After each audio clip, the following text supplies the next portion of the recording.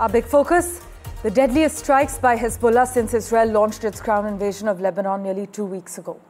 A Hezbollah drone attack on an army base in central Israel has killed 4 soldiers and severely wounded 7 others. This is what the Israeli military has confirmed. But the military statement came shortly after Israel's National Rescue Service said the drone attack wounded 61 people. With Israel's advanced air defense systems, as we've been covering, it's rare for so many people to be hurt by drones or missiles. Israeli media reported that 2 drones were launched from Lebanon, and the military said 1 was intercepted. But it was the second time in 2 days a drone has struck in Israel.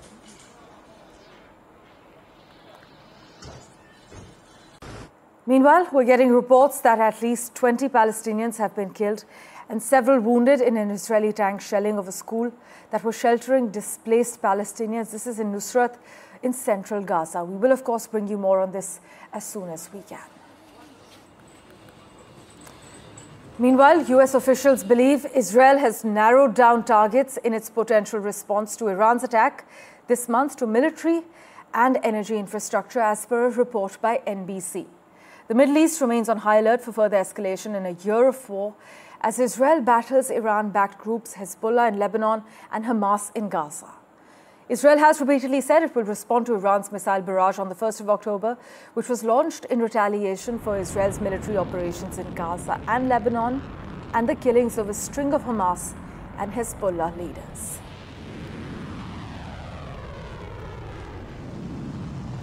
Well, for further clarity, we have with us Middle East analyst Zaki Zaidi, former researcher from IDS as well. Thank you so much, Mr. Zaidi, for joining us. Now, as things stand, the US does not know when Israel's response could come, but officials say the Israel military is poised and ready to go at any time once the order is given. But 2 questions, Mr. Zaidi. Can this lead to an all-out devastating situation and full-blown war? And secondly, many raise questions whether the United States can be taken for face value when they actually say that they are not aware of the timing of the retaliation. What's your take? For your first question, like 3 to 4 days back, like we've heard that US would be supplying Israel with the third anti-missile defense system. And it will come with, because that third missile defense system is like very complicated and it requires US personnel to operate it. So there would be US military boots on ground in Israel. So if there are like possibly 2 situations that comes out of it. Number 1, either Biden has reined in Netanyahu by promising and giving this like third missile defense system that, okay, you have to calibrate your response in a way that Iran does not respond or at all, or does not respond very strongly. The other possibility is like that Israel is going to retaliate in a very disproportionate way. So in both of the situations, US, like there are several reports that like the Biden administration is like little bit distrustful of Netanyahu and the Gallant, right, that how they are going to respond. And because there are US troops and military bases all scattered all across the region, and any escalation, the US troops will directly come under fire from the Iran and its allies or proxies in the region. So this is the possibility.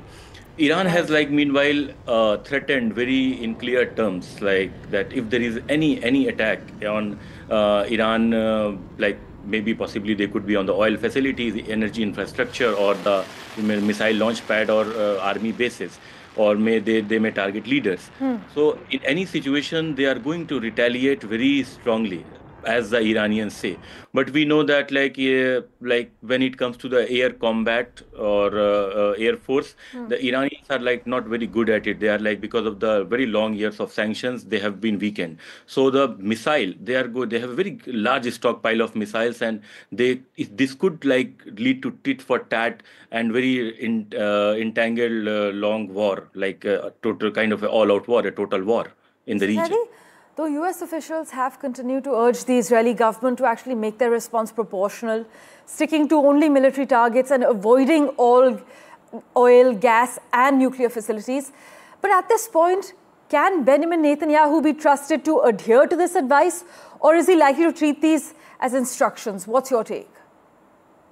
It is very unlikely because several reports in the Israeli media as well as used media, they have confirmed that with the over period of time, especially with regards to the Israeli response to Iran, the Netanyahu is like very kind of secretive, and they have not shared any intel details like what Right. the timing, the level of attack.